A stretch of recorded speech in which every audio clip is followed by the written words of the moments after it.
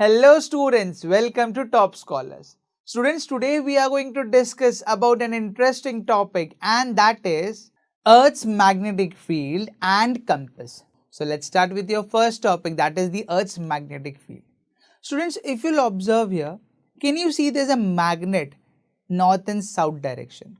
If you'll observe here properly, the two highlighted bars are nothing but the magnetic south pole and the magnetic north pole. Okay. Now, if you'll observe again, this is slightly inclined line. That inclined line is nothing but the rotational axis. And with respect to that rotational axis, this is a geographic north pole and a geographic south pole. Now, if you'll observe both the axes, that is the magnetic axis and the Earth's rotational axis, the magnetic south pole is next to the geographic north pole and the magnetic north pole is next to the geographic south. So basically, the magnet comes always in the rest with respect to the Earth's north and south direction.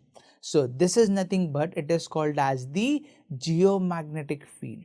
So the field around the Earth is nothing but the geomagnetic field, and this magnetic field extends from the Earth's interior out into the space. Now students, let's study some more facts about the Earth's magnetic field. Now suppose imagine if I'm having a magnet, for example here, which is kept overhang. This magnet always tries to come and rest in the Earth's north and south direction. So when a freely suspended magnet is kept overhang, it always rests in north and south direction. Now students, do you know there's one more fact? Now suppose if I'm having an iron rod and I'm keeping that iron rod buried inside the earth, okay, in the north and south direction, if I'm keeping it for a long period, when that iron rod is removed, that iron rod also behaves as a magnet.